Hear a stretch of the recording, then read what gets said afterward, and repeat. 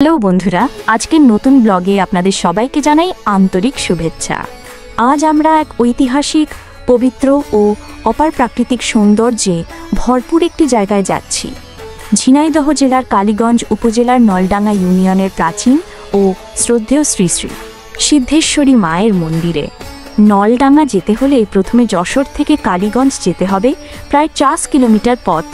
তারপর কালীগঞ্জ বাজার থেকে রিক্সা বা অটোতে মাত্র 10 কিলোমিটার দূরে সবুজে মোড়া শান্ত নলডাঙ্গা। এই পথ যেন শহরের কোলাহল থেকে বেরিয়ে গ্রাম বাংলার হৃদয়ে প্রবেশ করা, শান্ত, নির্মল আর আবেগময়। নলডাঙ্গা শুধু একটা জায়গার নাম নয়, এটি এক রাজবংশের নিঃশব্দ ইতিহাস বহন করছে। এই রাজবংশের সূচনা প্রায় 500 বছর আগে ফরিদপুরের ভবরাসুর গ্রাম থেকে আগত সন্ন্যাসী বিষ্ণুদাস হাজরা, যিনি নিজের জীবন উৎসর্গ করেছিলেন তপস্যায়। 1509 সালে মোঘল সুবেদার মানসিংহ যখন বঙ্গ বিজয়ের পথে ছিলেন, তিনি এই সন্ন্যাসীর কাছ থেকে সাহায্য পান এবং খুশি হয়ে আশেপাশের 5টি গ্রাম তাকে দান করেন। এই সন্ন্যাসী পরে রাজা বাহাদুর শ্রীমন্ত দেবরায় নামক এক সন্তান দত্তক নেন। তাঁর দৌহিত্র ভূষণ দেবরায় ছিলেন প্রকৃত প্রতিষ্ঠাতা। তিনি নলডাঙ্গা রাজ এস্টেট গড়ে তোলেন।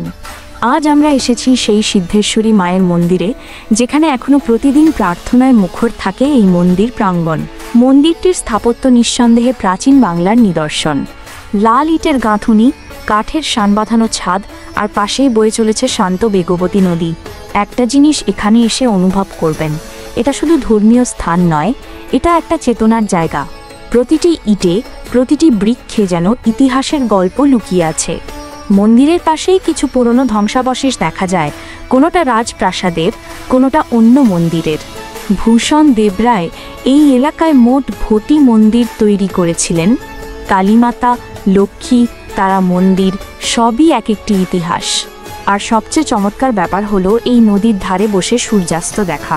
পাখিদের কলকাকলি, নদীর টুকটাক শব্দ আর দিগন্ত ছুঁয়ে যাওয়া সবুজ, এ এক নির্ভেজাল প্রশান্তি। বন্ধুরা, নলডাঙ্গা শুধু ইতিহাস নয়, এটা আবেগের জায়গা। আমরা যদি একটু সময় বের করে এসব জায়গায় যাই, তাহলে হয়তো আমরা নিজের ভেতরের শান্তিটাও খুঁজে পাব। ওটা যেন একখণ্ড স্বর্গ। থেকে শুরু করে আমি আবার পড়ছি, মন্দিরের চত্বরটা যেন একখণ্ড স্বর্গ। চারপাশে সারি সারি ফুল গাছ, রজনীগন্ধা, গন্ধরাজ, জবা আর শিউলি ফুলে ভরে আছে গোটা আঙিনা। সকালের রোদ পড়লে ফুলগুলোর গায়ে যেন সোনা লেগে যায়। আর একটানা শুনতে পাবেন পাখির কোলতান, ময়না, শালিক, দোয়েল, এমনকি মাঝে মাঝে বাবুই পাখির বাসাও চোখে পড়ে। সেই সঙ্গে আছে মৃদু হাওয়া আর পবিত্র ঘণ্টা ধ্বনি, যা মনকে আরও শান্ত করে তোলে। অনেকে আসেন এখানে সপরিবারে প্রসাদ নিয়ে মায়ের চরণে অর্ঘ্য দিতে। কারো মুখে প্রার্থনার জপ, কারো হাতে শিশুর হাত ধরে হাঁটার চেষ্টা। এই জায়গাটা যেন ভক্তি আর ভালোবাসার মেলবন্ধন। এটা শুধু একটা মন্দির না, এটা একটা। ভিডিওটি যদি ভালো লেগে থাকে তাহলে প্লিজ চ্যানেলটি সাবস্ক্রাইব করুন, একটা লাইক দিন, নিচে কমেন্ট করে জানান আপনার এলাকায় এমন কোনো ঐতিহাসিক বা প্রাকৃতিক সৌন্দর্যের স্থান আছে কি না।